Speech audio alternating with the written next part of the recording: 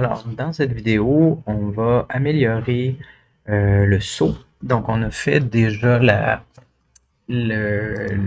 mécanique de saut dans une vidéo précédente. Maintenant, on va ajouter l'animation, puis on va empêcher le double saut en détectant le sol sous nos pieds. Donc, pour détecter le sol sous les pieds, premièrement, ce qu'il faut faire, c'est que tous les éléments, donc en ce moment, moi, c'est un tile map, mais si vous aviez des blocs partout, on doit leur donner un layer. Comme ça, on va savoir si on est sur quelque chose qu'on a le droit, qui est considéré comme le sol. Vous pouvez en mettre plusieurs. Là. Moi, j'ai des obstacles, j'ai le sol, etc.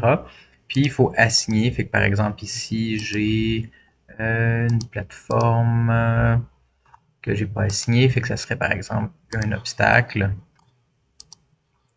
etc., etc. Je le ferai pour chacune des zones sur lesquelles j'ai le droit de marcher, puis sur lesquelles j'aurai le droit de sauter. Donc, on va détecter ça. Pour faire ça, on va avoir besoin d'une variable. Puis, on va la mettre publique juste pour pouvoir débugger plus facilement. Donc, j'ai est mort et blessé ici, mais je vais me faire public. Boule est au sol, comme ça. Super. Donc maintenant, ce que je vais aller faire, c'est dans mon update, est au sol est égal avec physics2d.raycast. Raycast, qu'est-ce que ça fait? C'est que ça lance un petit rayon invisible dans une direction. Puis, si on touche à quelque chose ou si on croise quelque chose qui a un élément qui est sur le layer qu'on a spécifié, ben ça va retourner vrai ou faux, etc. Donc, dans ce cas-ci, ce que j'aimerais, c'est détecter en sous-moi. Donc, pour ça, on a besoin de mettre plusieurs éléments. On commence par mettre le point d'origine de mon rayon qui va être transform.position. Donc, la position de mon personnage va être le début du rayon. Ensuite, dans quelle direction est-ce que je veux l'envoyer? Ben, je veux l'envoyer par en bas. Donc, je peux utiliser vecteur2.down qui va toujours être un vecteur qui pointe par en bas. Puis, ensuite, la distance. Là, je pourrais mettre 0.1f. On pourrait l'ajuster au besoin, mais tu sais, c'est quoi la profondeur ou la longueur du rayon. Puis, quel layer j'ai besoin d'avoir. Donc là, je peux mettre layer mask get mask. Et là, on peut mettre la liste des masques qui nous intéressent. Donc, comme j'ai dit, sol, obstacle. Faites attention de bien écrire les différents correctement là, les mots, vu que c'est des chaînes de caractères. Si vous avez utilisé des majuscules, mettez des majuscules, sinon il n'y en a pas. Puis, on va utiliser un debugger juste pour voir aussi debug.drawRay. Puis, on va faire la même chose. Transform.position vecteur2.down fois 0.f puis color.red.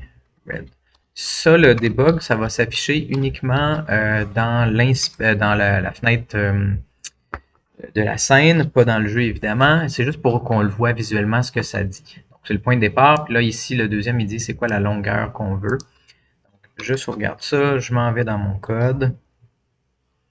Ça compile.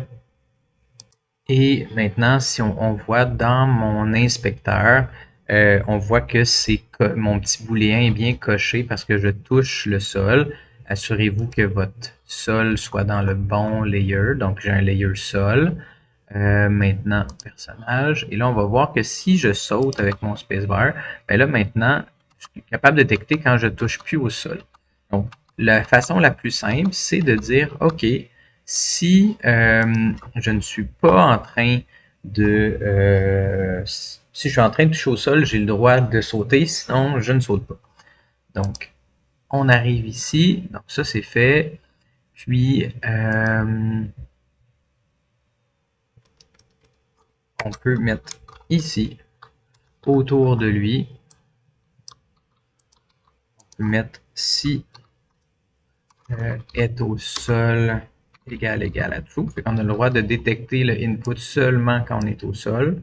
Puis même chose quand on ajoute la force et que est au sol égal à true. ben là, j'ai le droit d'ajouter la force pour sauter par en haut. Sinon, ben, j'ai pas le droit j'ai pas le droit de sauter. On va aller vérifier que ça fonctionne.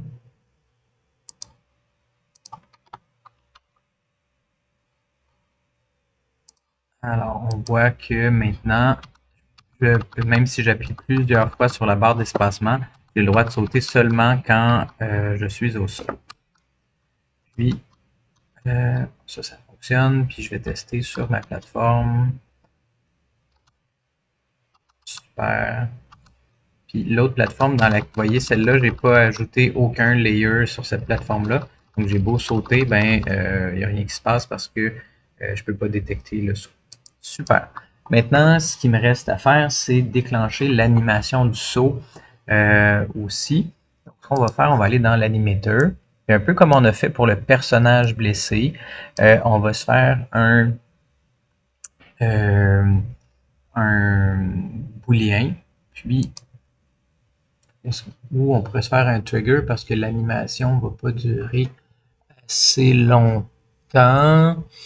Euh, en fait, on va l'essayer avec le trigger pour voir. Puis si c'est trop court, on le transformera en boulet.